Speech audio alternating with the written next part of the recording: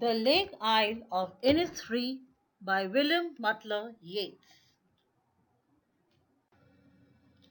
This is your anchor, Mrinalini Mukherjee, from Army Public School, Delhi, Cantt.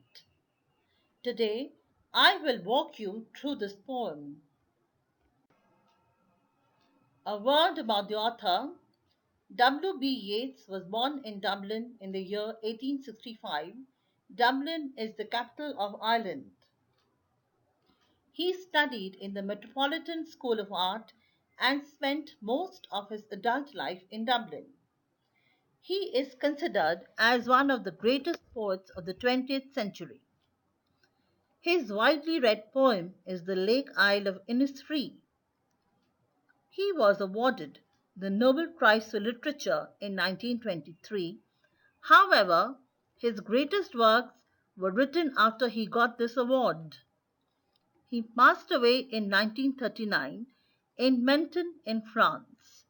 According to his last wishes, he is buried in Ireland, Drumcliff Country, Sligo, which is also known as the Yeats Country. Now, what is this poem all about? It is a poem which has sprung up from the poet's vivid imagination. Yeats escaped into this world of imagination to evade the disappointments and harshness of life. He uses rich imagery and various figures of speech to convey to us the world that he has created. It is a 12-line poem in 3 stanzas and 4 quatrains. The poem is a lyric. Now, what is a lyric? A lyric is a musical poem which explores the poet's love for the imaginary and the unknown. Now, let us paraphrase the poem. Stanza 1. The poet wants to go to Innisfree and build a makeshift cabin and spend his time in doing simple, mundane tasks. In stanza 2, in Innisfree, he hopes to find peace and solace amidst nature. In stanza 3, he longs to go to this place night and day. His heart tells him that this is the best place for him.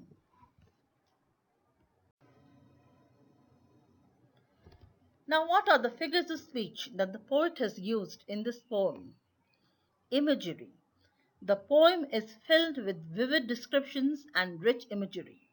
For example, midday brings sunshine. The purple heather is a blaze of color. To quote, and noon a purple glow, unquote. Evening is full of the whir of the linnet's wings, and at night stars fill the sky. To quote, midnight's all a glimmer, unquote. The rhyme scheme of the poem is AB, AB. The poet has used alliteration, repetition, personification, metaphor, and anaphora. We find alliteration in the lines a hive for the honeybee, lake water lapping with low sounds. We find repetition, I will arise and go now. It is repeated in stanza 2 and 3. The morning is personified. The clouds are compared to the vales. Deep hearts core. These are all examples of metaphor. Build there, have there, peace there. These are phrases that are repeated throughout the poem and hence it is an anaphora. What are the learning outcomes of this poem? What have you learned to discern from this poem? At the end of the lesson, you will be able to uncover the underlying theme of the poem. You will be able to identify that there are more than one themes. You will be able to identify the mood and the tone of the poem.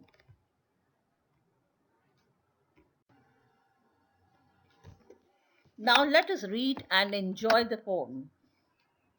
I will arise and go now, and go to Innisfree, and a small cabin built there of clay and wattles made. 9 bean rows will I have there, a hive for the honey bee, and live alone in the bee loud glade.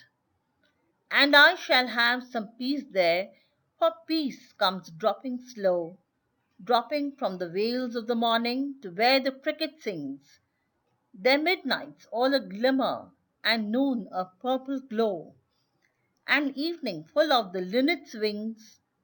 I will arise and go now, for always, night and day, I hear the lake water lapping with low sounds by the shore, while I stand there on the roadway or on the pavement's grey. I hear it in the deep heart's core. W. B. Yeats.